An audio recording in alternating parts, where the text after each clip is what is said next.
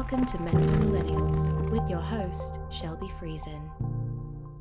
So today I've got Zach Koop on the show, and we actually went to high school together, and I kind of always forget that actually I did this like 2 weeks ago actually at Jamie's birthday gathering. Someone asked me how I knew you, and I said that I met you at the retreat in Pemberton, and then every time you're like, oh, well, no, we went to high school together. I'm like, I literally forget every time. But I feel like it's been so long since then. Like we weren't really friends in high school, and then all these years had gone by, and then we kind of reconnected in a totally different realm. So, yeah, if you want to maybe introduce yourself a little bit, and then we can kind of go from there. So my name is Zachary Koop. What I do is I'm a breath worker. So I use the nervous system and different patterns of breathing and movement, yoga, Qigong, to help to regulate and rewire the nervous system. That's like the title of what I do. Who I am is, that's a little bit more vague. Let's maybe go into the history and what we're going to dive into and see what we can explore there. Yeah, so let's kind of start off just after high school. Do you want to start from there? Kind of like where you went, or do you want to go earlier back? Definitely later after that. Okay. This is some vague years where I didn't really know what I was doing. Yeah. Didn't really do much. Okay. I did go to university for just under 6 years, and I bounced around from like dental school to psychology to neuroscience, and it was just like an exploration into anything I'm curious about, and that pattern continued. It's kind of interesting. I developed an addiction to studying, where I would literally study 10 to 12 hours a day. And it got in to such a degree that I started doing a little bit of dextrogen, and we're diving in right away. Oh, it's basically Ritalin, right? I think my friend has it. It's like he'll take it and stay up for like literally 2 days. Yeah. Okay. It's basically a pharmaceutical version of methamphetamine. Yeah. So when taken in small amounts, introduced with studying, you get such a dopamine rush from the things that you're curious about. So at the time I was like 22, and that was just the most amazing thing. I figured, I could just hop on the internet or go to the library, and I would study for 10 hours, and I could learn quantum physics, and I could learn all the sciences. I did like a conceptual learning of everything from geology to history. So a lot of it, was it even classes that you were taking, or you would just take this and just blast into the library and like just read all this stuff you wanted to learn? So school was quite easy when you're studying that many hours a day. So I was a nice Dean's List scholar, and I would finish all my work. And then in school, like as I'm watching the teacher, I'd be on my laptop learning other things because I had already learned what I was studying. So you were way ahead of the class. Yeah, I kind of finished my work, and then I was like, okay, what more can I do? And then that pattern continued for several years after. And what it really narrowed down to is I love the nervous system, neuroscience, and particularly the things that I love to do, which was meditation. And at the time I was doing a lot of psychedelics, and I really loved to learn how that orchestrated itself in the brain. What I was doing to my brain in meditation and during psychedelics was the most fascinating thing, because all the research that's come out now, it's become quite widespread. Everyone knows that it's whole brain activity, and we're seeing such radical growth in neural circuits. So when I learned that and I started applying it and just doing my own experimentation, it led me to go to the jungle, go to Peru, go to Costa Rica, go see ayahuasca, go to joining all these kind of shamanic circles, working with different plant medicines, and then really trying to grasp it with a kind of scientific understanding at times. So how long were you in school for, like doing the studying?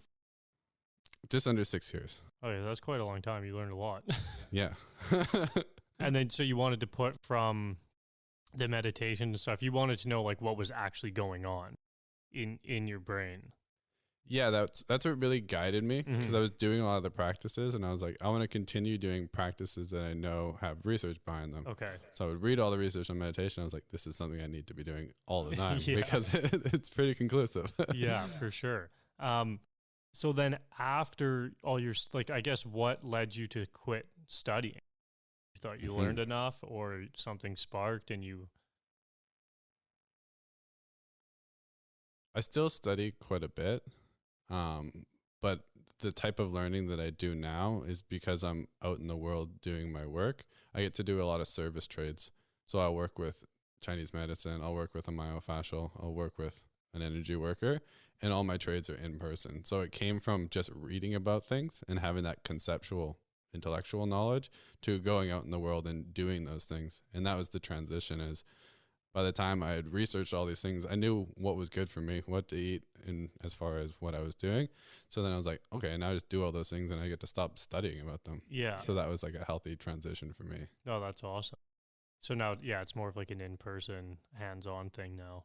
Right. No, that's cool. And so for, I guess, more so like university, when did you decide to leave university and what did you do after that? So I did multiple things and I didn't finish them.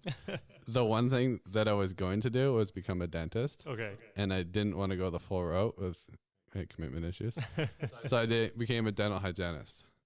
And that was one of the degrees I did. And when I graduated, that was one of the things I did full time for a bit. Okay. So while I was doing like my 10 hours of studying, I was also doing that. And that's when I branched off. And that took a few years and I did coaching after that. Okay. And what were you coaching for? Like doing life coaching?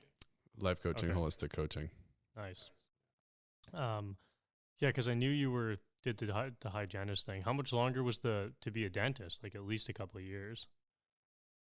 Pretty well, you have to go through the whole degree over again. So it'd be about 7 years. It's not like you do dental hygiene and you get to upgrade it. Oh. That was more like, I'm just going to try the dental field and see if I want to go the full way. Oh, so you would have had to, okay, that's a lot. Everything over. Yeah. Okay, I can see why you maybe decided against that. Plus, I just don't want to be in the dental world. Yeah. It's like just not the environment for me. That's true. When I went back in, so many people have asked me, and it's like, dental hygiene is such an odd piece for you, knowing you, everything about you. Yeah. And I was like, where did that piece come in? I was like, I have no idea. Like, I can't, every time I come back to it, a new answer comes as with life. But I was just like, one of the things that stuck out to me at the time, I didn't have like a lot of confidence in myself in what I could do. So the dentist thing was probably a little bit overleering. No one in my family was in university. Everyone's in the trades. This was like completely me taking my own thing. And it was as creative and as confident as I could be was dental hygiene, apparently. And at the time I was credited, after high school, I wasn't in the greatest place in the world with who I hung out in my social circle. And one of the things I listened to a lot was Eminem at the time. Mm-hmm. And he's got a song called Shake That. Yeah. I'm a dentist, a menace. I don't know how to dentist. Open your mouth for 5 minutes. And that song stuck out to me as one of the things that like, I could be a dental hygienist. That's where it came from. That was like a dominant thing in my head of like, dental hygienist. Okay. That's how uncreative it was. Holy. It was just like, make a choice. Okay. Yeah, I mean, well, at least you made a choice and went with something, I guess, eh? That's one way to choose it. I can't say I've ever heard that before. No, no one else had the same one. That's awesome. Oh man.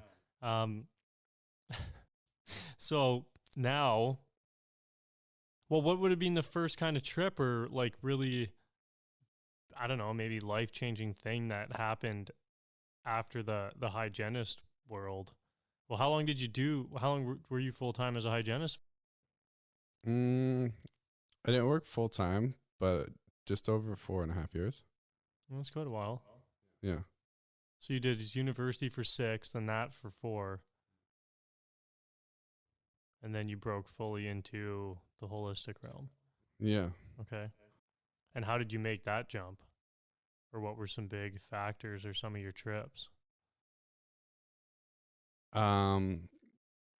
It was like, there's a piece of it, which was like slowly moving into it, which was like the holistic coaching and the yoga. And I did some personal training and the little pieces that kept coming together. And like, how can I form this into a creative expression of everything that I want to do and be? Mm-hmm. And it was like, what are all the things I love? And I charted them out. I was like, well, I want to write, I want to move, I want to do yoga, I want to study plant medicines, and I want to study meditation. And I charted absolutely everything. And then eventually that just became a career. And along the way, there were many pieces. And one was meeting someone we both know, which is Edward Dangerfield. Mm-hmm. And he's a breath worker among many other things. And he personally mentored me in many of the the things that I'm doing now. So big props to him. Yeah. He's definitely laid his mark in many people's lives in a really beautiful way. So what's your experience with him? How did you meet Ed? I met Ed through, or Lucas Mattiello did the men's retreat, and he told my brother about it. And then Jamie mentioned it to me. So I signed up. I think because Dylan and I came the first time. Or no, actually, I didn't sign up for the men's retreat. I went and did a one-on-one with Ed in Whistler. And I remember his website at the time when I went to it, and I was like, man, I don't even know what this shit means, but whatever. Like, if they say it's good, I'll give it a shot. And yeah, I ended up going. I did one, and then right away I booked like the 10-session package.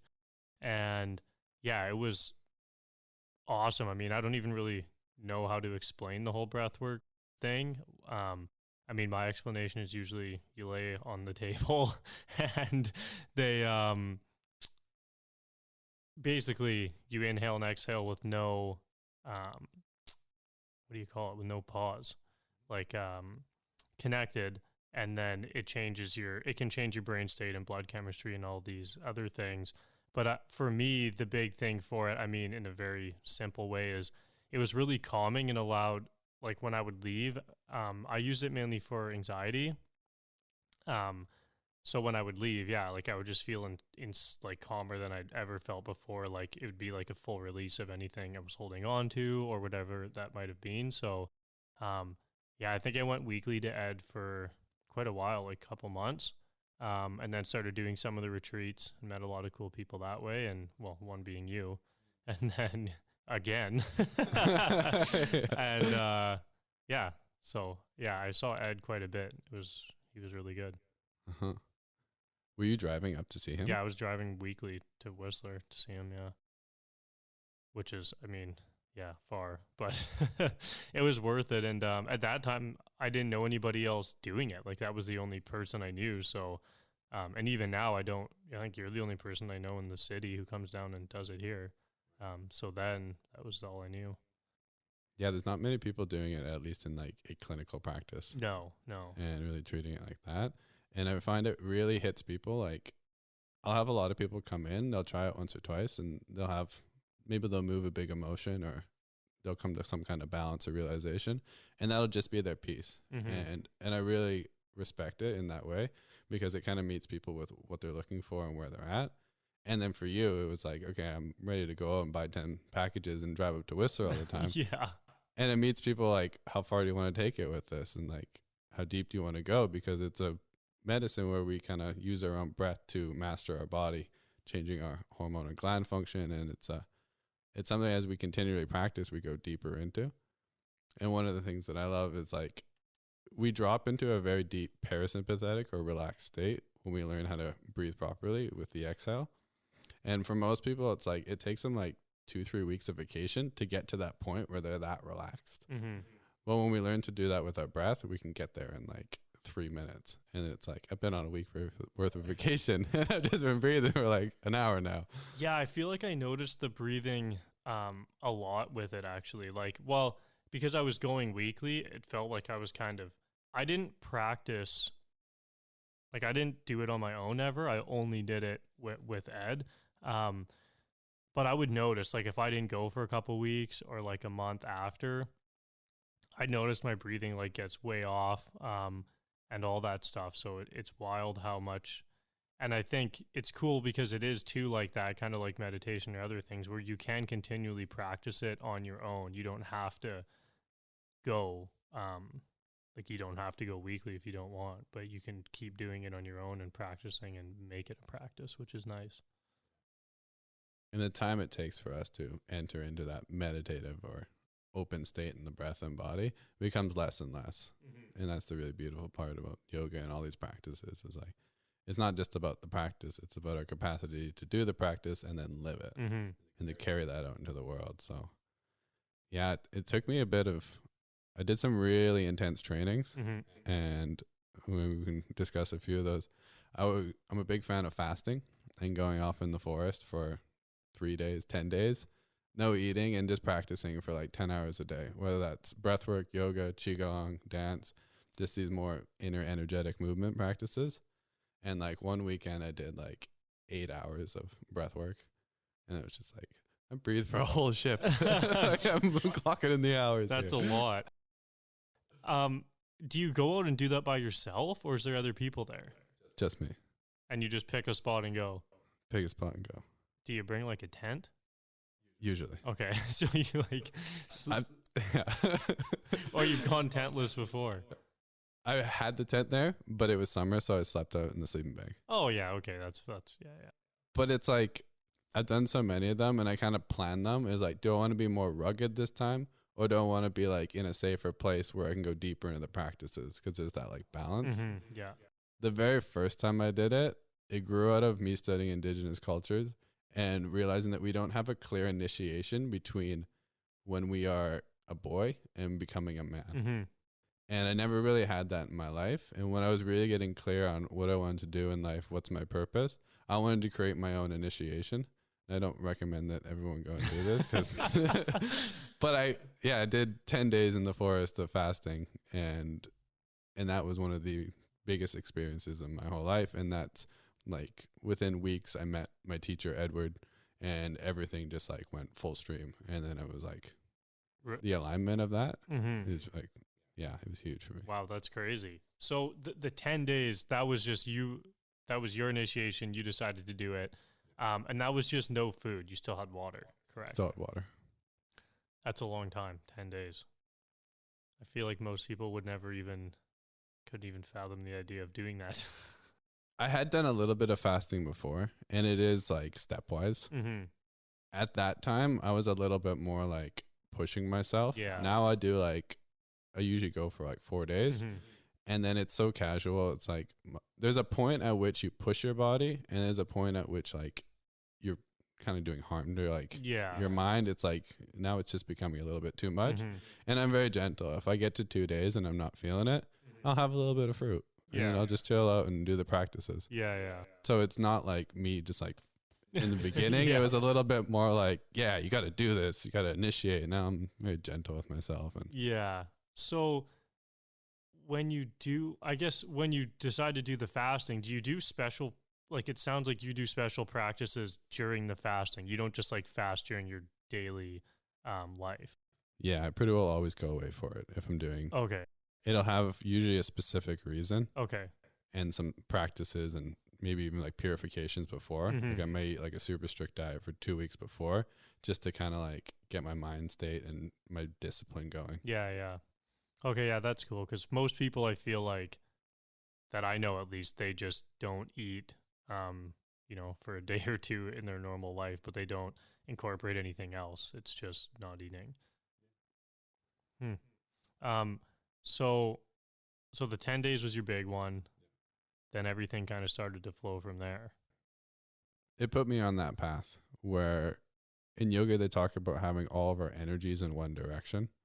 And that would be like your sexual energies, your everything that like usually would take you away from yourself, like the little distractions you have with like the shows you watch that you don't really want to watch. It's not fully in alignment with what you're doing. And it was in that time to go back a little bit. I was in a relationship for 4 years, and then that ended. And I basically took 2 years of pretty well celibacy. I don't know what the actual terms of celibacy are. Yeah, I don't know. So I wasn't being with any woman, but I was ejaculating at times. Okay, yeah. But for long periods, like 3 months or more, I wasn't. So that was part of it. But I think celibacy is like fully, Oh, really? I just thought it was no sex, but I don't have the details on it either. Yeah. And I wasn't even like, I didn't initially go like, I'm going to go 2 years. It was kind of like I had already been like 4 months, and I was doing all these practices of semen retention. Mm-hmm. And those are very powerful and change the body in many ways. And then it got to a point where I was like, it's been like 4 months. It's like, should I just do like a year? I was like, okay, I'll just do a year. And it actually came up in the sweat lodge. Oh, really? Do you remember that? I don't remember. I said that I would do it, and I was like, I surprised myself. I was like, oh, I guess I got to do a year now. Oh, no, I do remember that. Yeah. Yeah, I never like made it like solid in my head, but I was kind of talking like, okay, I'm kind of doing this. So then I said a year. So this is pretty recent then. Yeah, that was recent. Okay. So you would have been in that relationship would have ended quite recently then. Well, a couple of years. Over 2.5 years ago. Okay. Yeah. And now what? You're done with the celibacy? Well, not fully. Just done with the celibacy. Yeah. Okay. It ended.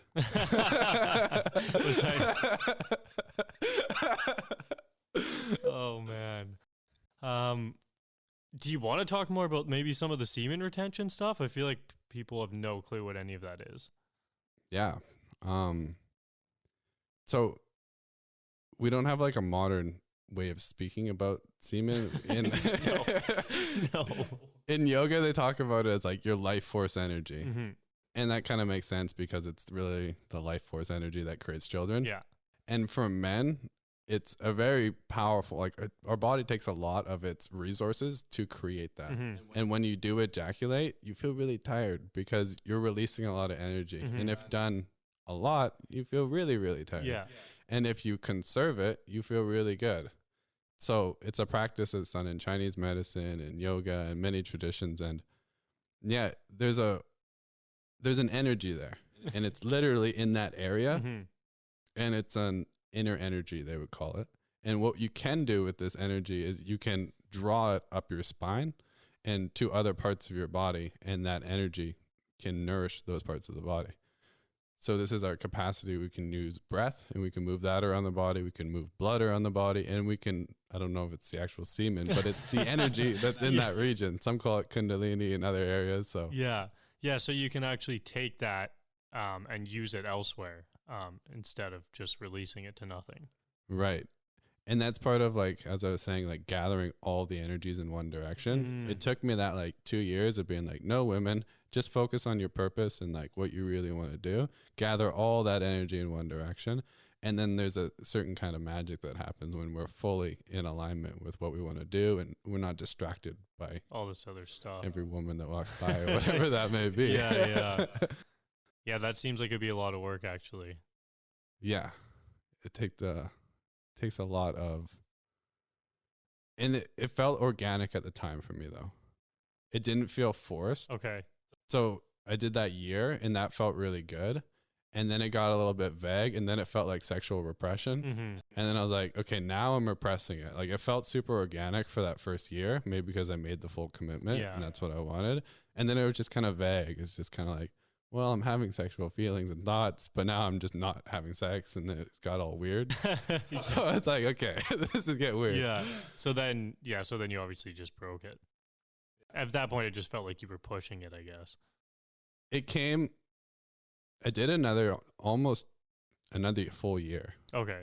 And then what had happened, I had met somebody, and then it was just this really beautiful, organic, and conscious, intimate relationship that we had briefly. And then it came, and then it left within a few weeks. And it was both like, we had both decided consciously, like, this was not a relationship. This was just something really beautiful that we had between us. Mm-hmm.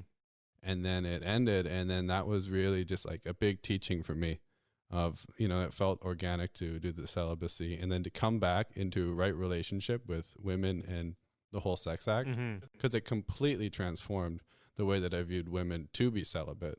Mm-hmm. That needed a lot of deep healing in that area. And then to come back to sex as like the most sacred thing, because when you've actually given it up, especially when you're older for a time, like food, anything that you give up for that period, you come back into a new relationship with it, and there's an opportunity to really alter that. Yeah, that actually, I feel like I've sort of honestly had that like a little bit now, where I'm like, I don't know, you just think about it differently instead of when you're like 19 and like everybody's just having sex and you're telling your buddies all your stories and all that kind of stuff. Like, you don't really care about the girl half the time. It's honestly usually just for the story or something stupid like that. Whereas now, like, I don't know, I definitely feel like I would treat someone a lot differently coming into those things. So I can see where you're coming from a little bit there. And I like feel like I don't like say I'm going to be celibate or do any of that stuff, but sometimes it'll be months and I just won't have sex, and I don't like feel the need to like go out and just try and have sex for the sake of having sex. So I don't think I've done a year, but there's definitely been some months at times where it just goes by, and before you know it, you're like, oh wow, it's already been kind of like what you said. It's already been 4 months. May as well do a year. Except I haven't done the may as well do a year yet. Right. So, and I do really feel like there is a quality of intention that comes through, and like why you're doing it. Because there's guys who just never had sex. They're like, oh, you did a year. Yeah. I had my whole lifetime. Yeah. It's like, beat that. Yeah. They're like, okay, well, that's true. It's like, it's not that big of a deal to go with it. No. For a year, but like when there's an intention of like, let's really reorganize the relationship and everything that goes on. And I think it's just even society too. Like people think you're supposed, I don't know, like if I tell someone that I haven't had sex for 3 months, like, man, what the hell's wrong with you? How, what do you mean? How can you not do that for 3 months? And I'm like, I don't know, man. I'm just like, sometimes I just don't even think about it. I have so much other stuff going on or other things in life that might be important at that time that I don't know. So, but people are like, I mean, maybe they're addicted or it's whatever they're led to believe about sex, I guess. yeah, it depends what kind of circles you're running. Yeah. I'm running with a lot of yogis. There's a lot of good, interesting conversations around that. Yeah. But true. yeah, it's hard to speak in the majority, but like for a lot of our culture just doesn't have a really beautiful and sacred way of relating to sex. And it is the most sacred act. It literally creates life. Mm-hmm. And it has the capacity. And I did recently get into tantric coaching and tantric intimacy. And it really teaches Tantra as a way of awakening, not as the sexual act, but awakening to parts of yourself. And there's a lot more vulnerability and intimacy and opening up. And there's a real opportunity to awaken because we really know ourselves through relationship. And the most intimate encounters when we really open ourselves up in that powerful, energetic way is one of the ways that we can really move a lot of energy in our body and make connections that we don't feel otherwise in the world. And when we use that as a practice, it's kind of like we enter a really high energetic state when we do breath work, when we take a plant medicine, or when we make love. Mm-hmm. And if we can find a way to reach that energetic state and stay there in many ways, in that beautiful, open, intimate state, then we can carry that out into the world. And tantric intimacy really offers that. So, what is Tantra? I'm a bad person to ask for that. Yeah, I mean, I actually personally don't even really know. I've heard it talked about a lot. I've never read into it much. So yeah, if you have some, I could go a few different ways with this. I know that it's related to like sexual energy and stuff, but I don't know exactly what it is. I'll give a very specific one.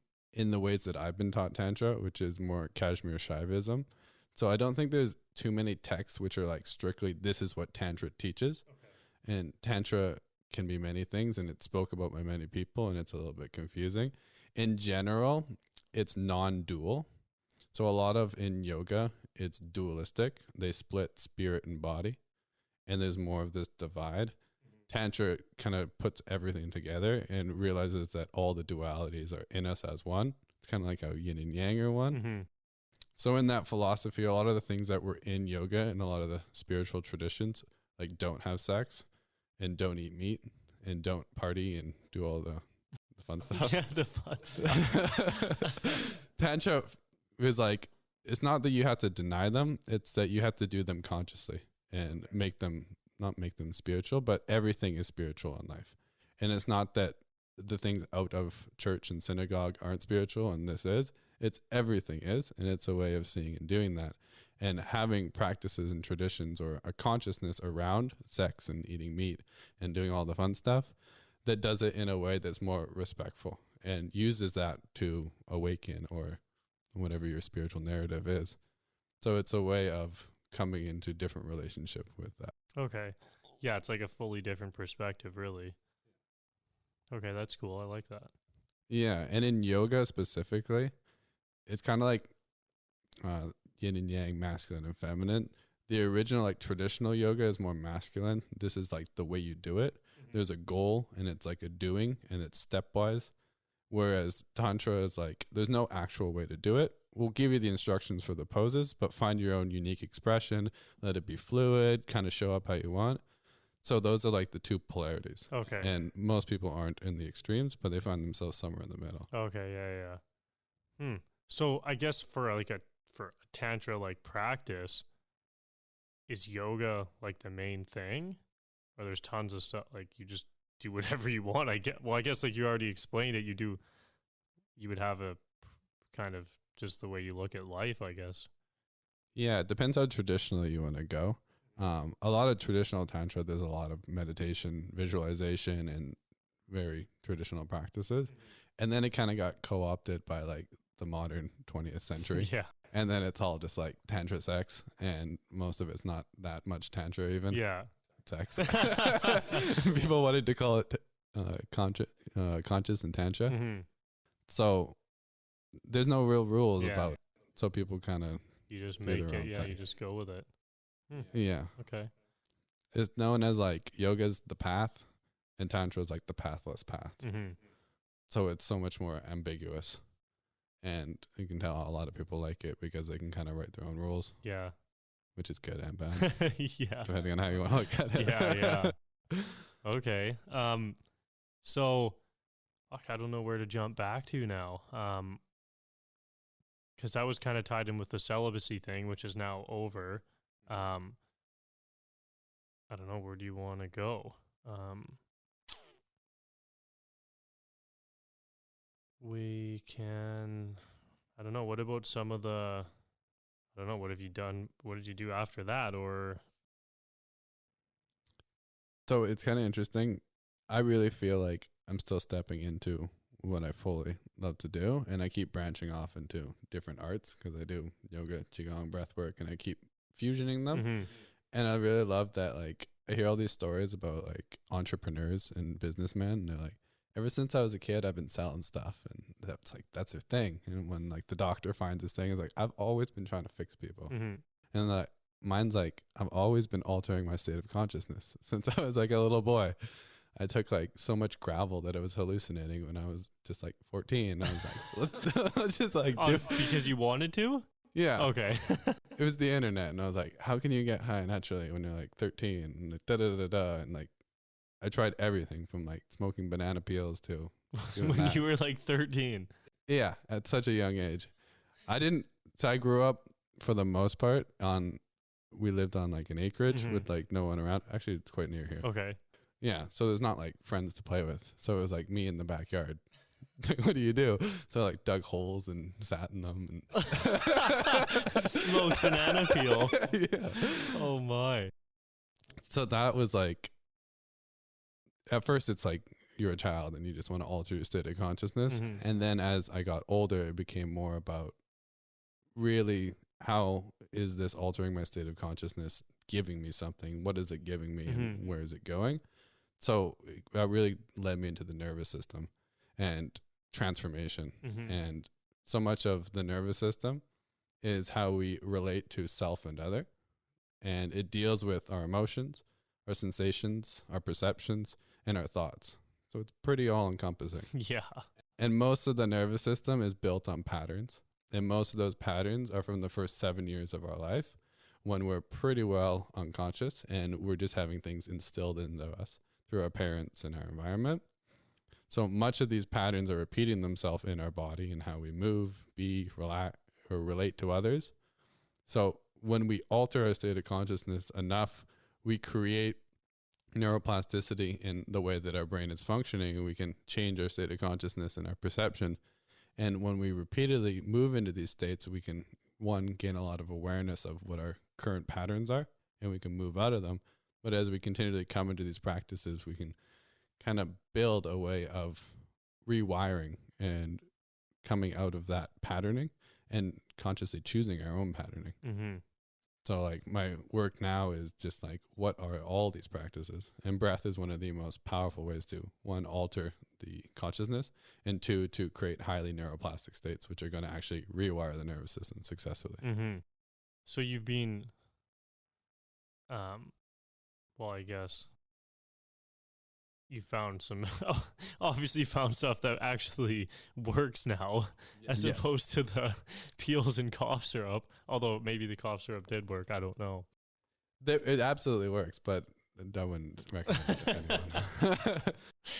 Yeah, I guess a more actually natural way now Right. with the breath work. So what other things have you tried?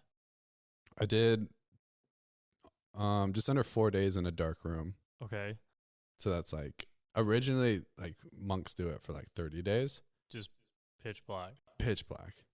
And the idea is that once the brain thinks it's night constantly, it builds up enough melatonin, which is one of the hormones that makes us sleepy. Mm-hmm. And at a certain point, it hits a threshold and our body starts making different chemicals, which are more psychedelic in nature. And you basically just start dreaming while awake.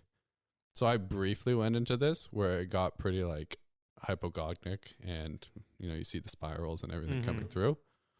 But it was just such a, when all the senses are diminished and you're in that kind of sensory deprivation, there's just like a widening. It's just like a black. Yeah. But it's just like this big empty void. And it's just so open. And like, yeah, it was one of the most unique states of consciousness. And as I expressed, like when you go away from food or sex briefly, you come into a big relationship with it again. And I had that with light where I craved light. I wanted it like I wanted food and sex. And I was like, I just want to see like a little bit of light. And at one point during like the last day, I like opened it a little bit and like a little piece came through and I was like, it's the most beautiful thing. And I just like started crying. And like, yeah. So that's a trip. Yeah, I never even thought about doing that. Like you hear about people doing food or water, or the fast, and even the celibacy, the sex stuff a lot, but I never even thought about it in that sense with the darkness and the light like that. Yeah, I mean, I feel like even in the winter, I feel like I feel way better when it's sunny out and it's like a nice day after it's been kind of shitty for 5 days, but I couldn't imagine being like pitch black for 4 or 5 days and then seeing light for the first time again. That would be I kind of want to try it now. Yeah. Have you ever tried a flotation tank? I've done those, yeah. But when I used to try them, it's when like I was in a really bad place and I couldn't really, like I would basically just lay in there and shake from anxiety half the time. So it wasn't really like relaxing or getting into it. I was just kind of like, this sucks. But I tried it and I've thought about going back since to try it again, but yeah, I don't know, maybe I will. I guess that's a way shorter version of it. Yeah. But because of like the water temperature and how things are, you generally get to that state of like speak of it a little bit more altered quicker. Yeah. Sure. I should try it again. But yeah, I used to do them monthly and like it was a really good way of taking all the sensation out for a little bit. Yeah. But if there's things to process as you went through, Yeah. then the body's going to use that resources and like, okay, yeah. Yeah. No, it wasn't the best experience it could have been, I don't think. Okay, so the 4 days in darkness, did you eat and stuff then too? Or was that? No, it was fasting. Okay. I get that must help with like the hallucinogenic part, I guess. Right. Yeah. Fasting, you enter such a, for me, pardon me, I enter such a like a internal state where I'm so conscious. Like I feel like I can move within my viscera so much more. And because of that, when you know how to breathe into certain areas of your body, and that's the interesting thing about breath work is when we have a hormone and gland center, and we have many major ones in our stomach and other areas, if we can place our awareness in that area and breathe into it, we can affect the function. So when you're completely fasted, your capacity to breathe into those areas is greatly enhanced. So when people like the mystics who go and do 40 days, they really learn to master their neurophysiology in such a delicate way because of all the time and energy that they can put into those spaces. 40 days fasting. Yeah. I know a few people have done 30 days. That'd be crazy. And the longest you've done is 10. 12. Oh, that's long. I haven't even done one, so Huh. that's cool. 30 days. Yeah, it's something to try for those who are called. Yeah. If not, Yeah, I mean, I guess. you don't have to do anything. You don't have to do anything in life, to be honest. That's like, in the last 3 years, I've had a 2 to 6 hour daily practice of meditation. And then I go and I teach a lot of these things and I tell people that, and I'm like, but you don't need to do that. Like 20 minutes is fine. Yeah, like, yeah. Don't do what I do. Like, I'm just doing that because this is just the time in my life when I feel really called to do that. And I perfectly am open to next year doing 20 minutes for the rest of my life. Like, I'm not really. It doesn't have to be forever. Yeah, it's just what's suiting me really well right now. So right now you're doing 2 to 6 hours a day of meditation. Yes. But it's like, it's really varied. So like, what are the practices? It's meditation or Qigong or yoga. Sometimes it's ecstatic dance. Sometimes it's more of a workout. But I'm doing these extended periods of mind-body awareness. I mean, 2, that's 6, that's a long time.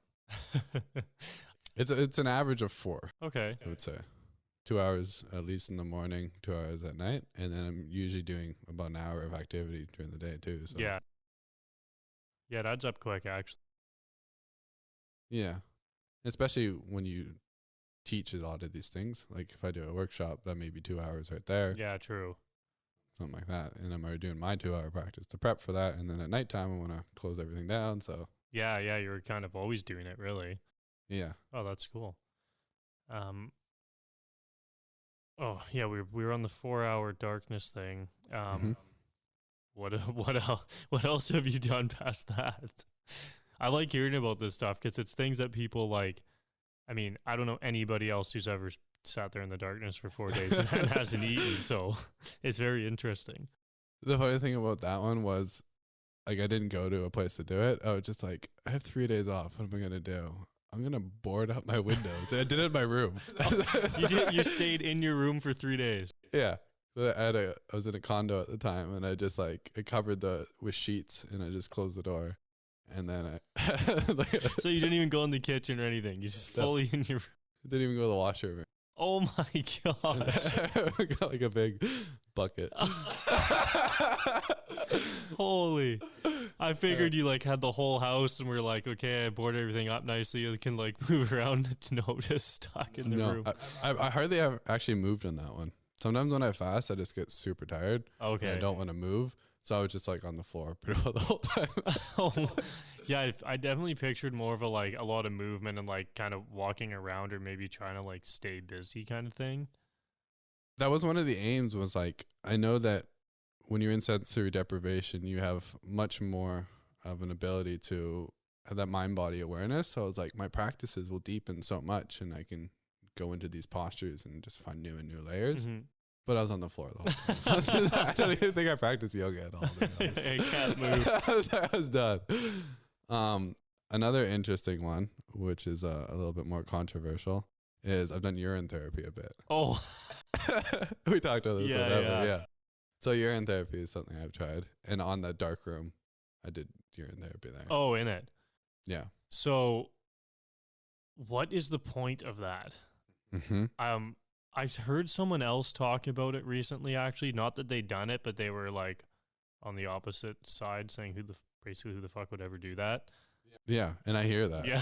Like, I'm not so out there that I don't realize how weird it is. Yeah. But like, it is a widely researched therapy. It's done all around the world. It's done in Europe quite a bit. The research is quite conclusive that it's quite incredible for you in a range of pretty well every condition that you have. It's in Chinese medicine. It's in yogic philosophy. So it's an ancient practice. There's different ways of doing it. One is just like drinking a little bit in the morning. And the other is aged urine, where you actually age it. So you want it to be like 3-4 weeks old at least. Some people save it for like a year. And there's a change in it which increases the stem cells. Okay. And then you're reintroducing active stem cells into your body so they can kind of go and do their work wherever. Some of the ideas behind it is that it is sterile. So it's a misconception that it's not sterile. But our body is like taking in all of what it's fighting And then it's releasing immunoglobulins, which are like the little markers of what it was fighting, and reintroducing them back into the body is a way to tell the body what it's fighting. It's reintroducing, giving it information. Okay. And there's a lot of hormones and vitamins that are just gone right out. Mm-hmm. And if you just reintroduce them, it's a way of running the ship a little more efficiently. Yeah, It's like, yeah. I don't want to lose all that. Drink that protein powder. I gotta put it back in. So if you were to save it for a year, how do you do that? Like the ones when you did it, you didn't save it, or did you try some of the? I have done aged, but at that time, I don't think I was. I saved the batch from that though. Okay. Because I didn't drink at all. But I saved some from the dark room. It was like my special batch. Why was that your I have, special batch? so it depends on what you've been eating and the effects of it. Yeah, I was gonna say it must matter like what you're intaking Right. prior to doing it. Yeah, one of the things you want to reduce or have none of is meat. Because Okay. a lot of nitrogen comes through. You don't want to reintroduce that. Okay. But if you've been eating like just vegetarian or just fruit, Mm-hmm. it actually tastes quite pleasant. Really? I did a fruitarian before. Okay. So you just eat fruit for a bit. Yeah. And it tasted really good. Okay. Some of the subjective effects that I noticed was in recent years, I've been eating more intuitively. Like I've tried keto and paleo and all these things. And now it's just kind of, I go to a grocery store and I kind of check in with my body and what it wants. Mm-hmm. And my capacity to choose the right foods for myself, it was greatly enhanced. Like I would literally crave certain foods because my body, I felt, was been like, this is what we need. Yeah. And it was very clear. When you were doing the urine therapy, When I it was made it doing more clear. Yes. That's interesting. Yeah. And so you obviously did it multiple times. And then what was the longest aged one that you did? And did you notice a difference from like doing aged or non-aged? Yeah. Age is really powerful. It's like The first time I did it, like a big dose of it, I went to the gym and then I went to the sauna and I was like on the ground having like a detox reaction. holy. Like yeah, I've done like pretty harsh detox. It's like that same feeling of just like everything in my cells feels like it's coming out. It's highly alkalizing to the body too. Okay. So that's very And how much would you drink at a time? Or that depended too? like a little Just a little like shot kind shot of or thing? two. Okay. Yeah. And it's like the cure-all apparently. Yeah. So there's so many applications. So you can put it on different parts of your body and it'll absorb it for skin. Oh. You can put it in a neti pot and you can put it up your nose. And it gets you really high. Holy. So I don't do many of these things regularly, but I have tried them quite a bit. And So you can even get high off of it. yeah. That's That's wow, yeah. I wouldn't expect that. and I've also done it in the eyes, which it really, really burns. But Yeah. it's supposed to be purifying. Holy. It felt a lot like, have you ever heard of Sananga? No. Sananga is a jungle medicine. So it's an eye drop. They call it a psychedelic medicine, Okay. but traditionally you would put it in your eyes and it burns. And it's supposed to be really good for your eyes. And it felt the exact same doing the urine therapy in the eyes Okay. as to what you go through. And it's a certain level of surrender that comes through. Yeah. Once again, I don't recommend any of these things. It's like, Yeah, dude. if someone says that's the stupidest thing, I'm like, yeah, it is. Don't do it. Oh. Yeah, I mean, well, I think I don't know. It's cool to like have done it. I mean, I don't know. I was in an interesting place. I still don't know if I would do it, but it's like intriguing. Right? I had another question about it, but I can't remember now. Yeah. Oh no, I was gonna say that. What's that athlete's foot thing? Because you were saying when you put it on your body, like Right. kind of like a cure-all. It's athlete's foot or something where you're supposed to pee on your own feet. So Mhm. essentially, it's like the same thing. Yeah. A lot of fighters, I don't know this, but I've heard, Yeah. I've heard a lot of fighters will pee on their feet, Yeah. too, on their body after they train, Mhm. just to clear everything from the mats off too. Yeah, yeah. Interesting. Because yeah, well, I know people even think that's gross. I'm not gonna pee on my feet. I'm like, well, you're in the shower. Like, really, it's not that bad. Come on. There was definitely a like the first time I wanted to drink a little, there was like that resistance of like, it's just the idea of drinking it, which made it gross. It didn't taste gross at all. Yeah. But it's just like the idea of what I'm doing was gross. And then that went away, which was a really interesting like psychological shift. And now I'm not trying to like be a proponent of it, but I think there's many things in and around these regions, and we can talk about like butt plugs and other things going on in the yoga. I haven't tried that, but things are going on in the yoga world. Yeah. And like this is very common stay, all the urine therapy for many of the people I talk to. And it's just like we have such a resistance, and it's just not talked about. No. As we said, like sexual practices, drinking your own urine and doing all these things. Not that everyone should be doing them, but there's just such a like, it's a black area. No one's even talked or heard about it. Yeah, that's the thing. Like, even for, you know, if I put myself back like 4 years ago, and I like, you know, we were going to talk about this shit, I would literally be like, what the fuck? This is the dumbest shit ever. Who would do that? You know, like, and I feel like that's where a lot of people are with it. Cause like, yeah, when are you ever going to hear about that? You're not going to learn about it in school. Your parents aren't going to tell you about it. Your friends are probably never gonna. It's just kind of one of those things you end up, I don't know, if you become open-minded enough and start doing other practices, you'll eventually learn about it, I guess. Right. I feel it'll come in, maybe not all of the things we talked about. Yeah. But down the line, as we get more research, and that's what the mass part of culture wants to see is like the research. And as I said, we kind of talked about this at the beginning. At first, I was all into research and reading, and then I became more experiential. Yeah. I was like, is it going to kill me? Cool. I'm going to try it. Go fast and do all these things. And it's like, what is it? What was my experience? Did it help me? And then just go from there. And then it's just like, you're so much more in tune with your body rather than what everyone else is saying.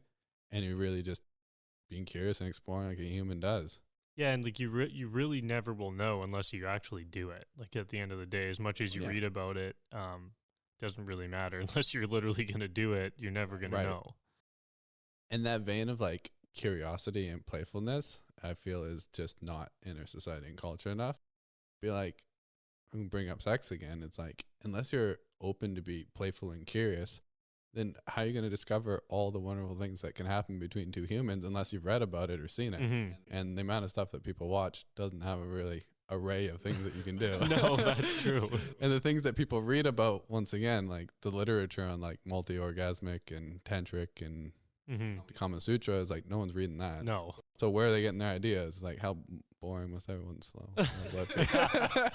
You gotta be curious, right? Yeah, they need to do some more research. Yeah. Peeing each other.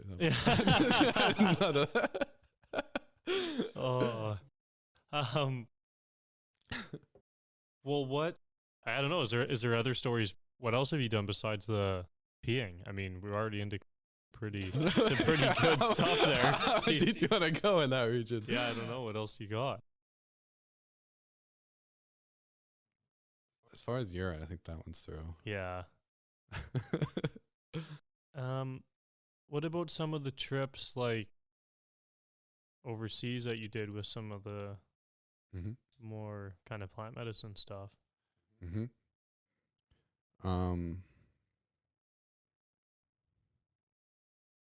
My first one was one of the most like paradigm shattering ones for me, to go out to the Amazon jungle, which is like eye opening enough.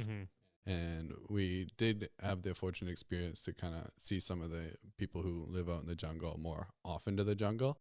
And like, they were just the happiest people that I've ever seen. They would work 5 days a week, and it was like small time work, and chickens were running around everywhere. And then they had some speakers, and for 2 days they would just like bump disco music and dance. And I was like, there are other ways to live. Yeah. There are other ways to live.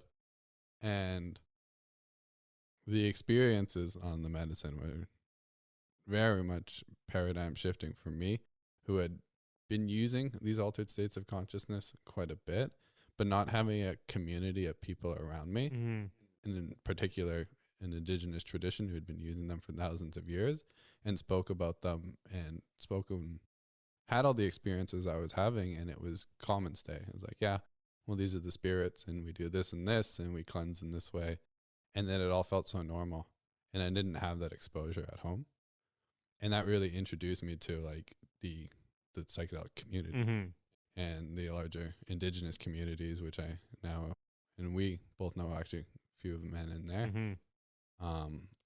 And that allows for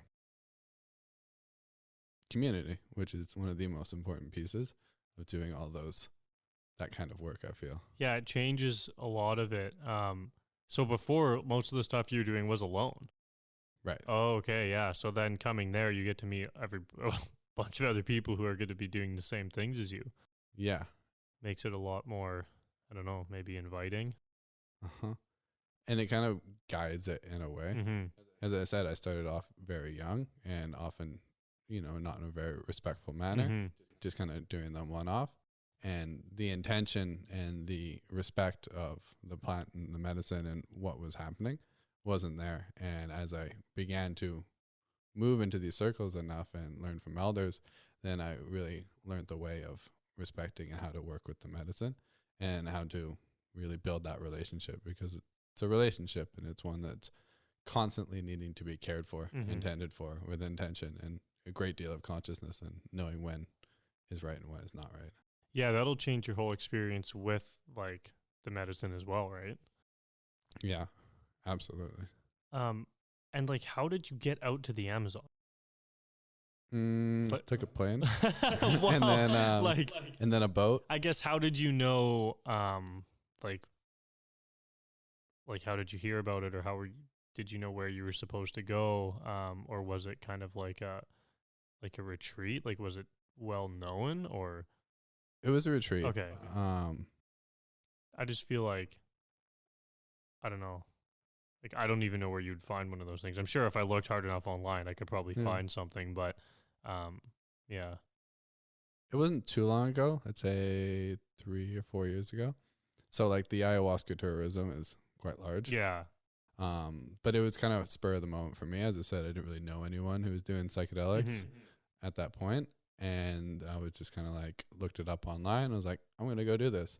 And I'm quite conservative parents and didn't really tell them that I was going to do that. I was like, going off to the jungle. I'm like, okay.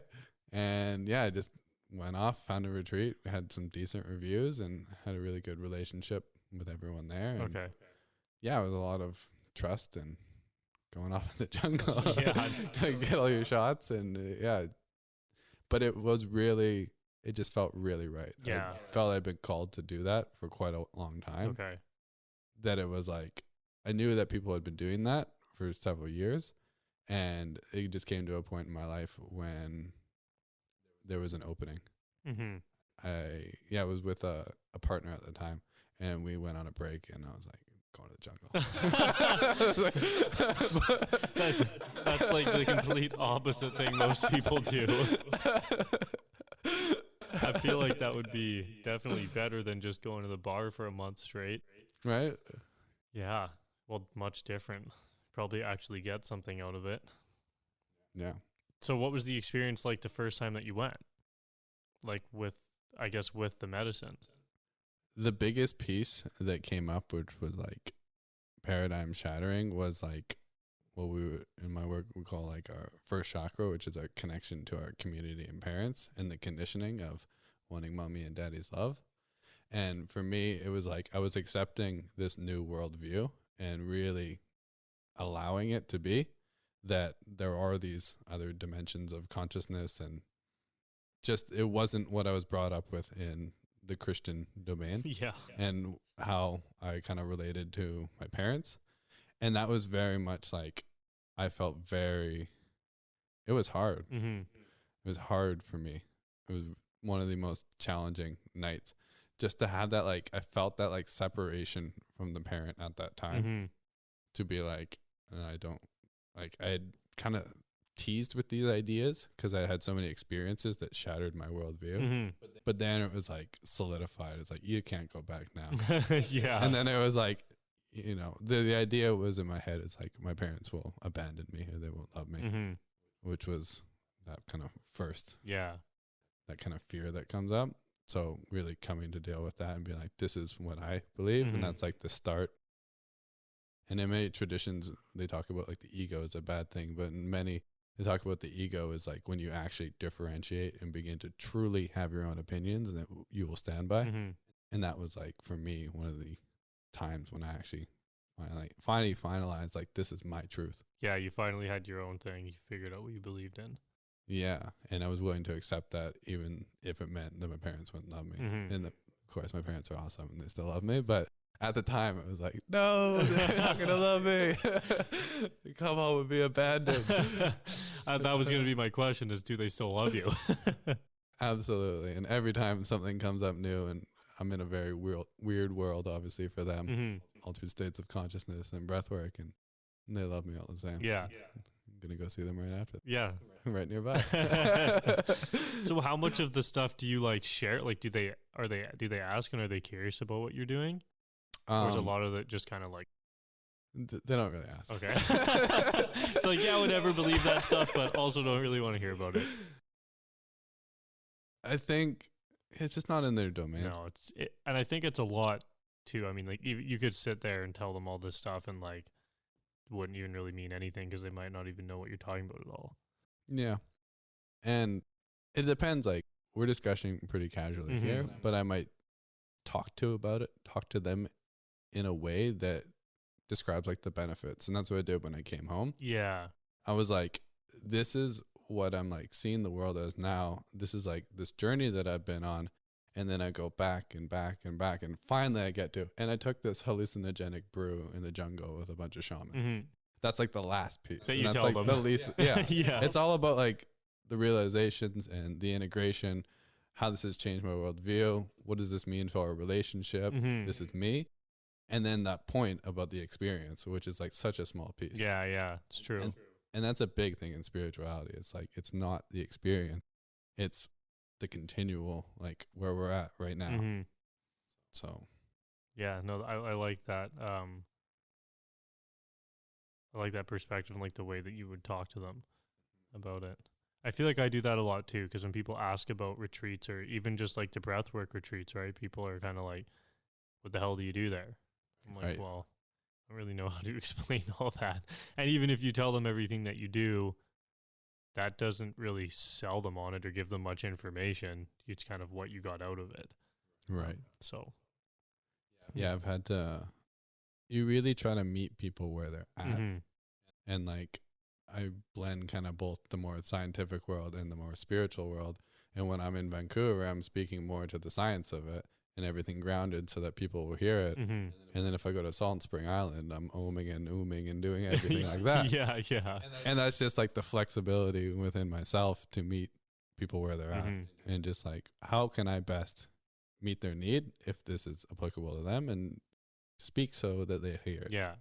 No, that's awesome. Yeah, I know a lot of people, like the spiritual stuff, they won't get. And even for me, I do like the scientific stuff because I'm the same way as you, where I want to know what's going on in me when it's happening.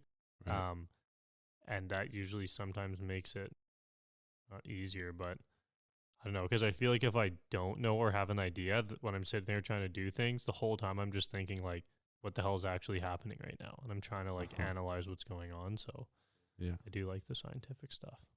Have you had many more mystical experiences with breathwork or otherwise? Honestly, no. Like do you mean like out of body stuff or I guess anything? Kind of. I had like a rebirthing once with Ed, and that was probably the most, I don't really know how I would describe it, but I guess the most mystical thing. I feel like I'm always close to like an out of body, but as soon as it's about to happen, I like hold on so tight because I'm so scared that like I just can't surrender to it or let go. So it's something that I just don't think I'm maybe ready yet. I feel like it's something I think is cool because when I read about it in books and stuff, I'm like, man, that sounds like wild. I want to experience that. But I think maybe right now I'm just wanting to, the idea of experiencing it might be for the wrong reason.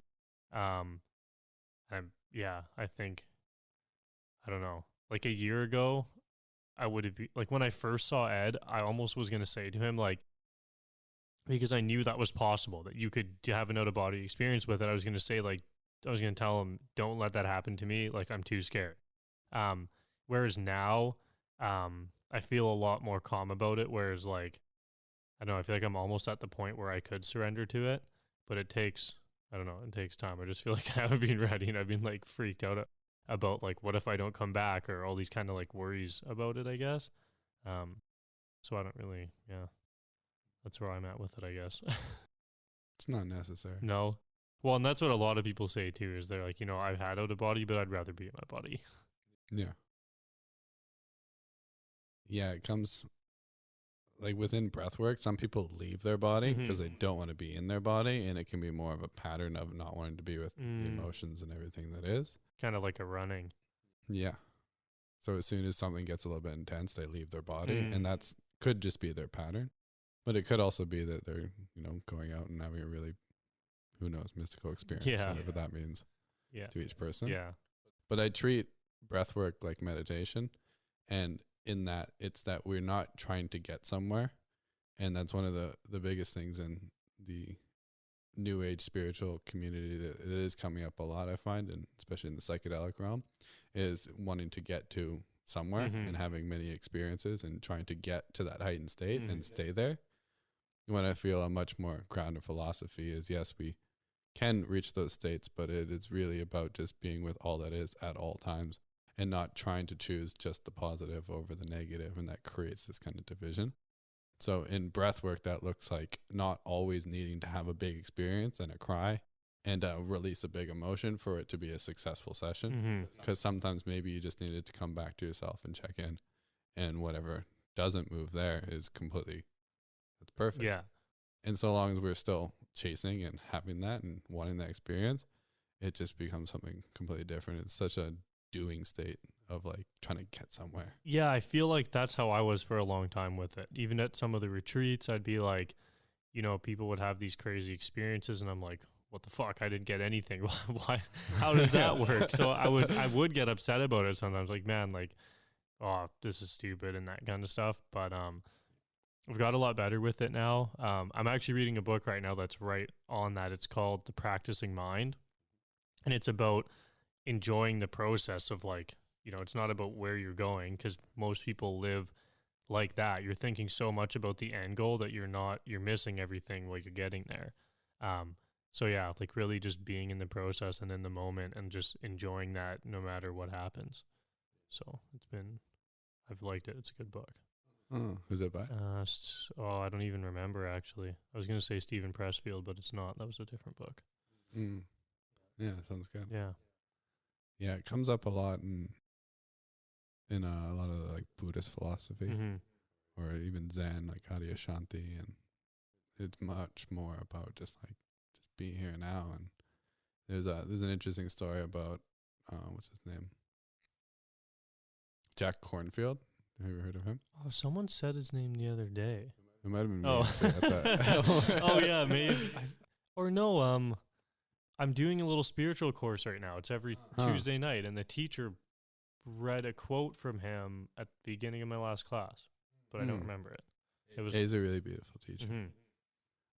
But he tells a story about his teacher, Ajahn Chah, who is a forest monk, which means that they're out doing probably 40-day fast in caves, and they're having all these big experiences. They're out with the tigers, and they're out there for decades out in the forest.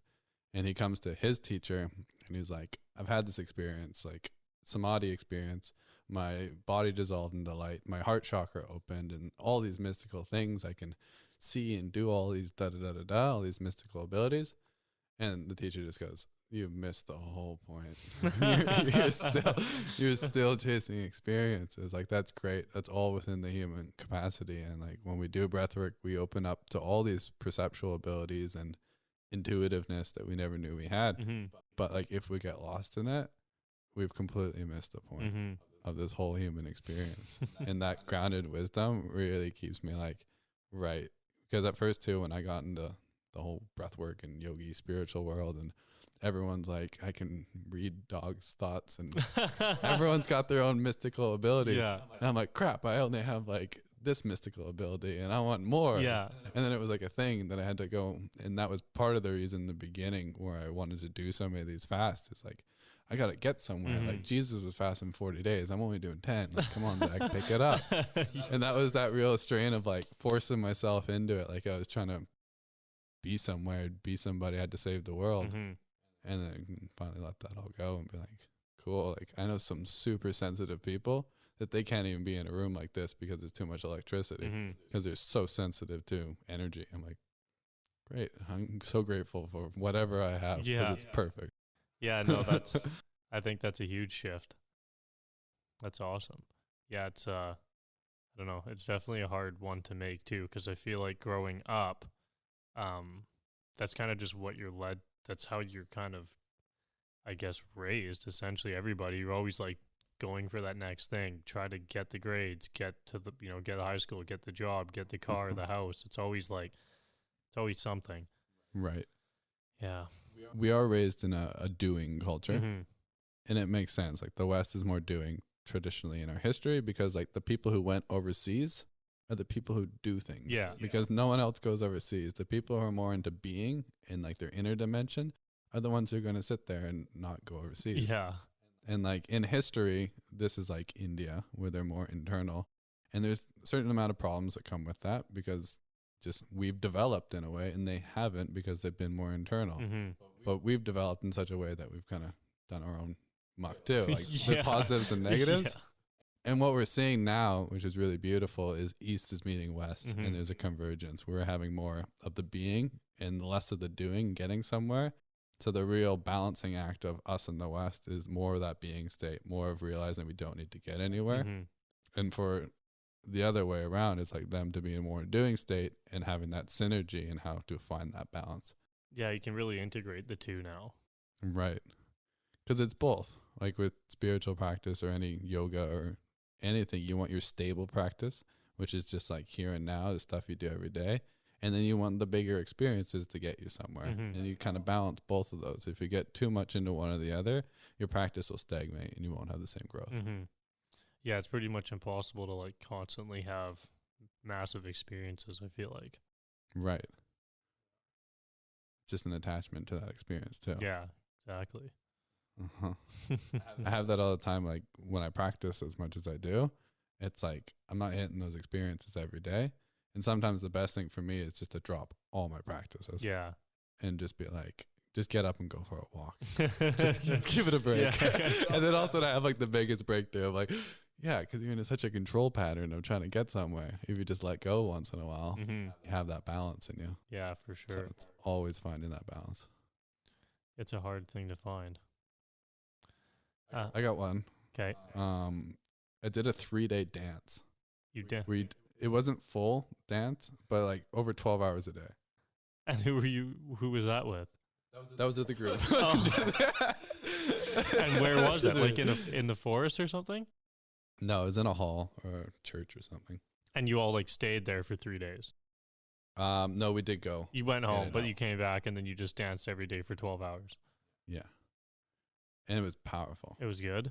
That was one of my first, like, I got into ecstatic dance a fair amount, and they have it in Squamish Weekly. Oh, okay. But that was one of my first exposures to such a free movement, which opened up a lot of emotion in my body.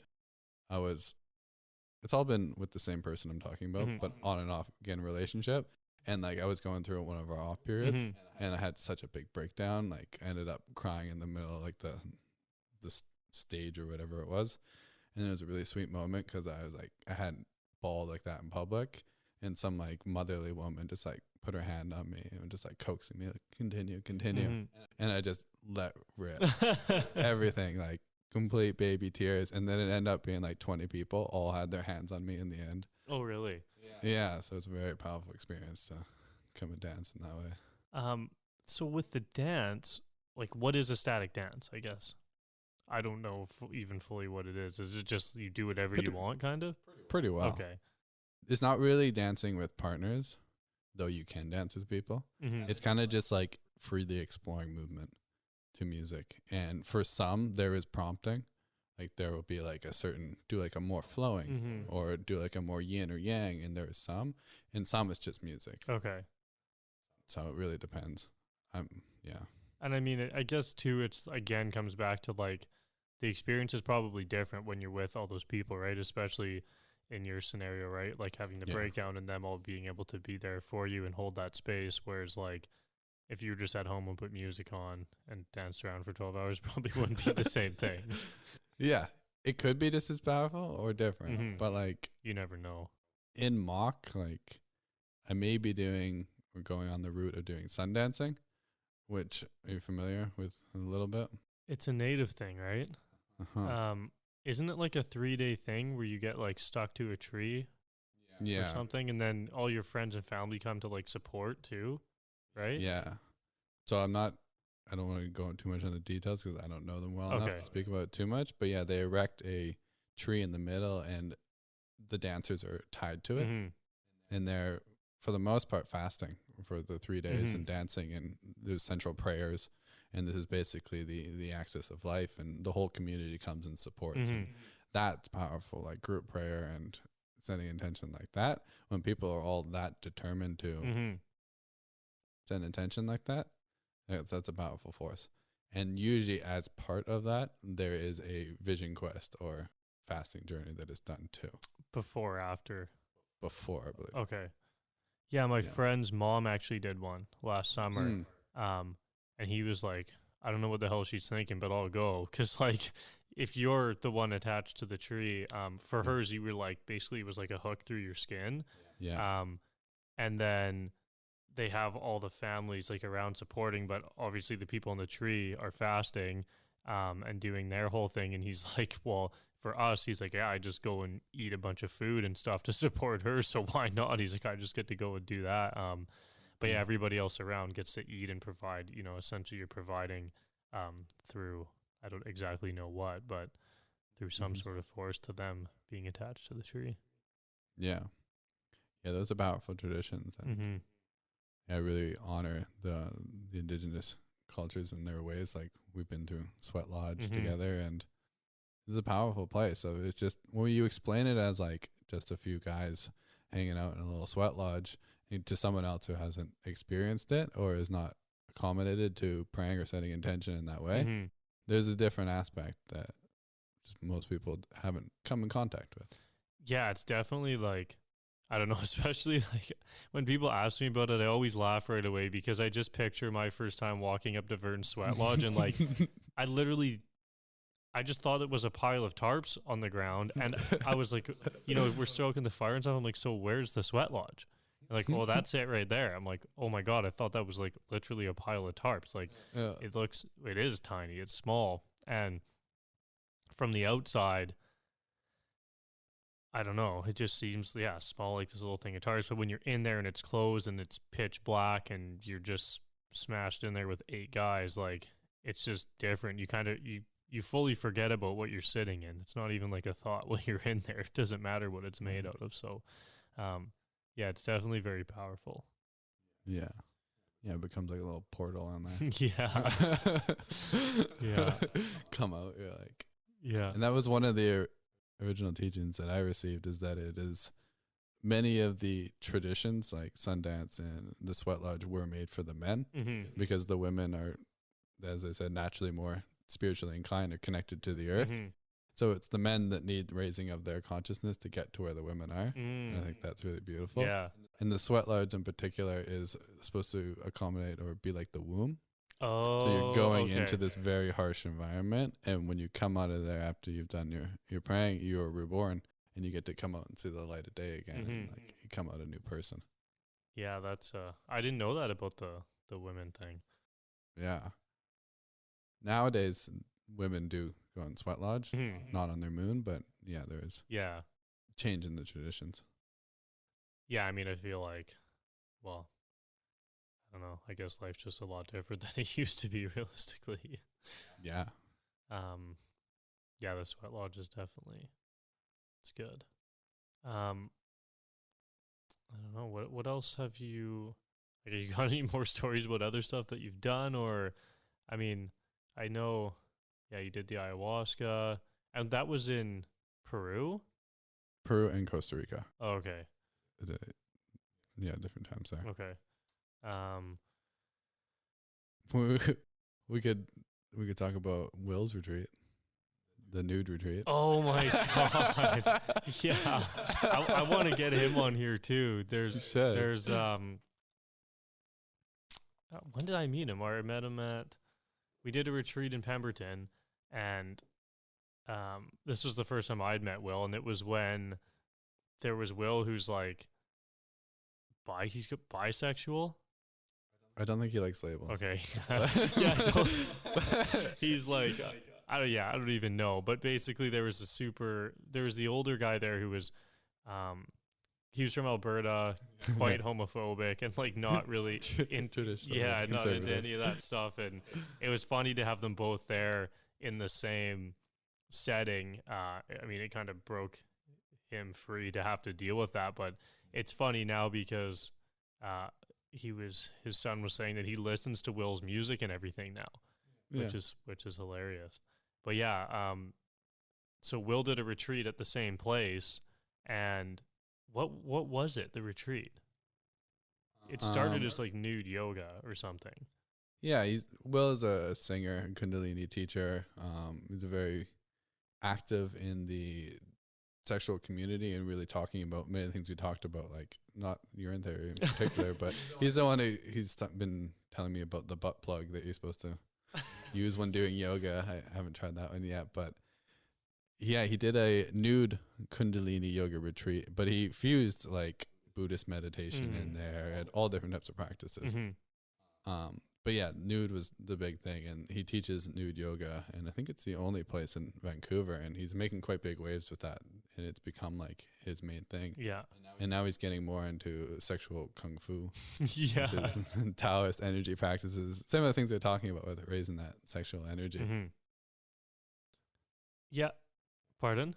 I'm curious what your listeners are, if they've heard of any of these things, or this is like completely new. I know, that's what's tough. I feel like a lot of it is definitely going to be new, and like, I don't know. I think it's enough that it's intriguing that like if they want to go research Taoist or Tantra or any of this stuff, like they can kind of look it up. I don't know how much time to spend like really explaining down to the detail of a lot of it. I think that most of it's intriguing enough that like if they want to research it, they will.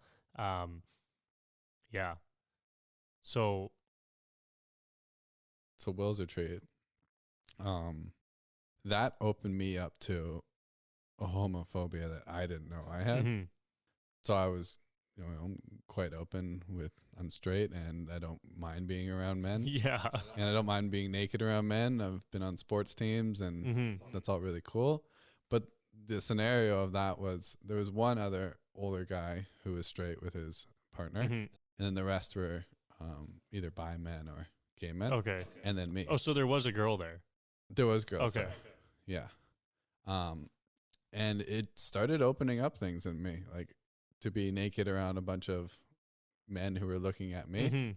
I very much felt, and I've felt this before, where I've really kind of related with women, like it feels really weird to be looked at in that way. Or to be hit on. Yeah. And to have those boundaries. It's a weird phenomenon. Yeah. And it triggered me in all kinds of ways. And like there was one point where we were doing an exercise where we were doing laughter yoga. Okay. And Will wanted us all to be laying down and have the back of our heads on the other person's belly. So you got like a little buddy over there. And he started giggling, he's bouncing around. And I'm like, I didn't know what we would all be doing there. I was just like, yeah, I'll do this. Yeah. I didn't expect any of this. Yeah. I didn't expect that to trigger me that much. But like he even said he like smelt it. He's like, I smelt like your endocrine system like go off, like a hormonal stress response. Yeah, yeah. And I was like, yeah. I was like, it really pushed me there. Yeah. And like we had to set some boundaries, but it ended up being like, for me, like really forcing me to set those boundaries was something that really allowed me to step more into my masculine. Like coming out of the retreat, I was like, women, where's women? It's like that equal opposite reaction of what's going on there. But it was able to open up layers in me and that I could have never foreseen. And just for one, being naked for 4 days. Yeah. Like I've been naked for 3 days. But like 4 days but that was like casual. like being like eating around the dinner table naked. Yeah, it's And you just forget about it over time. yeah, it's not like you just went downstairs, took your clothes off for yoga, and then put them back on again. It Yeah. was like fully naked the whole time. And it just becomes so casual after that time. But yeah, it's powerful. Yeah. And it's one of those things, like, unless you're in that scenario, Mm-hmm. it's hard to explain just like what the shift was and how that opens up things. But it's like, I never knew that was in there. I was like, yeah, I'm completely fine. And then all of a sudden it's like, whoa, little thoughts come up in your head. You're like, okay, that's a little bit more like aggressive. And that was able to settle. And we had some really deep talks about that. So Yeah. Well, I mean, the nice thing there is everyone's at least like open enough to talk about it, and you can like kind of speak up and be like, hey, like, I don't think I'm okay with this. It's not like, yeah, and you can kind of figure it out. And like for me thinking about that, like, I mean, I don't spend a lot of time naked. Like, you know, I don't think I've ever spent 3 days fully naked. But I think, like when I think about going and doing, so like I've seen, because he posts about that stuff all the time, right? And every time I see it, I'm like, man, like the day that I go do like naked men's yoga or something, like I just feel like I'd leave that place feeling like I could do anything in the world. Like, I don't know why. It's just like going in there being fully naked with guys, like, I don't know why it just seems like scary to me, something to do that, like, yeah, I don't know. But I feel like coming out of there, I don't know what the shift would be, but I can feel that there would be something, and I'd be curious to like try it at some point. it's definitely like, yeah, it builds something in you. Yeah. And your mind goes all sorts of places. Mm-hmm. And Yeah. like I think it'd even be worse. Well, not worse. It'd be obviously just a different experience with guys. Like like it almost would scare me more to go do it with guys than it would with women. Yeah. For some reason. I just What do you think that reason is? I don't know. Just because like I've never really been fully naked. I mean, I've never been fully naked with a bunch of girls either in that scenario. But I think it's because what you said actually, maybe like, because if the other guys are bi or whatever they could be, it's like you being looked at in that way. Where like if you were doing it with girls, it would essentially be you looking at them. Well, I don't know, them too, but I guess, yeah, I guess it just depends. Because if like you're all straight and you're just looking at each other, cool. But if you're not, I don't know. I just feel like I would feel uncomfortable for sure. Right. Being looked at when I'm like, okay, what the hell's going on here? Right. Yeah. And Will's one where, as I said, he doesn't really like labels, but I don't want to put words in his mouth, but he talks a lot about how we're not gay or straight. Yeah. How we're all everything. Yeah. And, you know, when you're on that retreat, and many thoughts in my mind that maybe perhaps even scared me, it was like, maybe you'll go to this retreat and you'll turn out to be gay. And you'll come back and you'll just be completely, that's like your thing.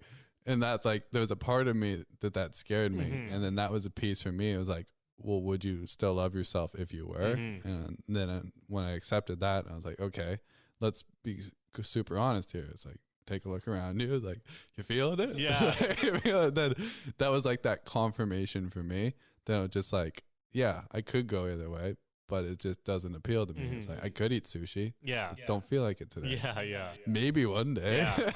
But it just doesn't register for me, and it never has. But then it was like that thing, that piece that had to be like confirmed in me. And that was part of the reason why I said it was like very much like, okay, you're into women. Mm-hmm. And there's that maybe too, because I came off of like 2 years of pretty well not being with anyone, Mm-hmm. where I was like in this undetermined state. And for part of it, I actually considered, and for much of my life, it's been a temptation to go off and live in like a monastery or Mm-hmm. and like just do spiritual practices Yeah. for the rest of my life. So there's like that indetermination of like, you'll never make love again. And that's just like your thing. Or like you go this way, that way. And my body and mind is just like, it's open because I'm still considering all options. Mm-hmm. And then now over time, it's been like, okay, I'm not going to do the whole forest monk thing. I'm not going to do the whole gay thing. Let's do this thing right now. And Yeah. Because I even felt like on some of the times when I like hadn't had sex or anything for months on end, Yeah. I was like, I would think to myself sometimes like, fuck, maybe I'm like gay or something. Right. I'm like, but I'm like, I don't know, man. I'm like, I feel like I would know. Like, I was like, Yeah. I don't ever feel like that's something I want to do, so I don't think that I am. And like, you know, at least now, I don't know, maybe one day I'm gay. I have no clue, but like, Yeah. I'm like, I just don't think so. I'm like, I don't feel it. I don't know. So, And is that thought ever attached to an emotion? oh, I don't even know. It's been a while since I've thought that. I mean, I've joked about it a lot, but I can't remember what I was like feeling when I thought it last. Yeah. Because I think in general in a society, just because we're so much enculturated in a way that, you know, the most dominant view is that most men are straight. Mm-hmm. I wonder if, like me, many other men have secretly like a little bit of a fear that they might be. Oh, yeah. And that in and around surrounding that is like, it's just a fear. Mm-hmm. And until they actually explore it, they don't know. Yeah. I don't know what explore means. It might just mean going on a nude retreat and having that really confirmed. Mm-hmm. But like for some people, I'm sure that it's just like an indeterminate. Mm-hmm. Because I think it's quite normal to look at a man and be like, okay, that's a nice looking man. Yeah. It doesn't mean anything sexual. No. Like, there's so many women that I feel like they're gorgeous, but I'm just not even sexually attracted to them. It's like, you're a beautiful woman, just not going on for us. Yeah. Like, that's fine. Yeah, no, I think for me, there's definitely fear there, like 100%. I mean, that would be like my biggest thing of going to a nude retreat would be fear. I don't know if it's directly that I would be gay. I mean, there's a lot of different fears that would come up for that. Body, but yeah. So. See, like this whole region of like peeing, sexuality, just being naked and make penis size, any of that stuff. Yeah. Like there's so much in this region. Yeah. Like talking about it and like speaking about it that just isn't talked about in society. Now it's coming up in your podcast. Yeah. Well, like even at the first men's retreat I went to because everyone, we do the cold plunge in the river and everybody, well, not everybody goes in naked, but like a lot of the people do. But I mean, the first time I even did that, I was like, okay, fuck. Like I was definitely scared to do it. But I did each time. And then after on the last men's retreat, when a lot of the guys didn't, I almost thought that was weirder, sort of, that they didn't do it. But that was me the first time where I was like, man, this is like, so I don't know. I mean, it's just one of those things that obviously kind of like you're just not used to doing. Yeah. So. Yeah. And we grew up, I think, fairly on the same level of conservative, or we grew up in the same high school. But like as I get more and more into like the yogi world and all these people doing these things, it's like the far out is so far out that it makes like everything we talked about here so cordial.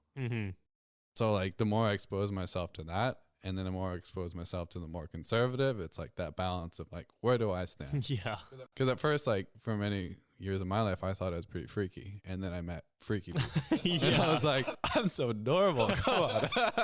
All I do is drink my pee. Like I'm freaking normal. Yeah, there's way crazier shit going on. Yeah. Like my house is organized. I have a good life. I have a business, and like I'm cordial. Yeah, that's true. There's the far left where it goes. Yeah. Yeah, that's true. I never really think about how how extreme some people go with certain things. Right. Yeah. Yeah, there's definitely a whole other way of life. I think duality is one of the greatest teachings. It's like we can only become aware of something when we see its opposite. That's how we know hard is soft and black is white. And at all times, we're finding our dynamic equilibrium. So at any given time, if we can place ourselves within two extremes and find the middle, that's our place of balance. And when we know like the freakiest and the most conservative, and we can orientate ourselves, where do we situate ourselves? We find out more about this one ourselves. And that self-knowledge is there. It's like, am I more in a being state or doing state? Introverted or extroverted? And when we decide or determine where we are, it's like we usually feel good in one place or the other. And then when we can finally stay in alignment with that, then we know a lot about ourselves. So it's good to see these polarities and be exposed to them to kind of like find our line. Yeah, you have to be able to see both sides. Right. Yeah. That's something I've been noticing a lot lately as well. Just doing like, even in that spiritual little course thing that I'm doing, I don't really know well, I forget what it's called, but with the awareness, it's a lot about like even just a lot of the stuff is to do with centering. So a lot of the exercises are actually not centering, so you become aware of not being centered. You know what I mean? It's good because she can sit there and tell you how to, like, you know, center, but if you don't even know what not centering is, then how do you know how to center? So just kind of finding like both of those and then finding your spot, like you said. So I found that interesting, and I mean, it's pretty applicable to like every area of your life, realistically. Right. So, yeah. It's the nature of life. Yeah. It throws you off center. Yeah, exactly. You gotta find your way back. Yeah. So I guess, well, now what do you want to talk about? Kind of like what you're doing now with kind of like business retreats and kind of like what you think's coming in the near future for that stuff. If people are interested in doing it, because I know a lot of people have reached out and are interested about the breath work and stuff, and you are kind of like the go-to guy that I'll be sending the people to. So as far as conscious connected breath work, I do that one-on-one in a clinical practice. So I plan to continue doing that and expanding what I do in that clinical setting to include more of the coaching and meditation, Qigong and yoga practices there. I'll do that one-on-one in and out. And then I lead about 10 workshops a month, give or take, in 4 different cities. And with those, I continue to expand the practices and the offerings. So I'm getting more into tantric intimacy right now. And I'm teaching a wide range of different breath techniques now. Conscious connected is the main one, but I've explored hundreds of breath techniques, and I'm introducing those more into the workshops. And that's a way of really teaching people to use the breath and the body and many ancient systems and the modern science behind them, and how to utilize that for whatever their goals are. So I'm developing coaching pieces, like 3-month coaching programs, which are going to be available on and offline to best learn these practices, to create that take-home practice. This year I'm going to be doing 4 to 6 retreats, which are going to be just the deep explorations and doing probably like 3-4 hours of the practices a day, as we kind of talked about, and really diving into them. And then I may actually be doing some online work, some online classes. So what will those be for? Movement practices mostly, but I may be doing some breath work online too. Okay, so you'll do like kind of like instructional video or something, and then you get access to the course and get to kind of work your way through it. Yeah, I'm going to be 2 different ones. One will be like one that you could purchase, and it would be like a course that you do. And one is through an online system where it's like a registered class. Like you register for a yoga class online, it's at a certain time, and I'm there teaching. Oh, so it'd be like and a live, like a Zoom or something. Yeah, and then cool. I'm seeing everybody as they're practicing. Yeah. So it's like a yoga studio from your own home. And that's really cool for people who want to dive into some of these practices in a much more private setting, because they may be doing some weird things or some really straight things, but like that privacy and being able to integrate in your own home. Some people prefer that, and it's accessible. And then I plan on going more international in the next few years. And just really bringing the breath different parts of the world. Like moving somewhere or just traveling throughout, and like would you still be based home? Most likely. I haven't exactly, because I like to let the wind blow and me flow in it. I would like to be mostly based in Squamish, and then start branching out with traveling and retreats till I find a home where I may want to build a retreat center, and that may be here, or that may be somewhere else, and that would be like a full-on retreat center or healing center, which combines everything that I'm doing now in a more centralized area. And in that process, I'm going to continue to dive into all my practices really deep so I can teach them at a really high level. And I've had some interesting, like so many things are opening up for collaborations and people I work with.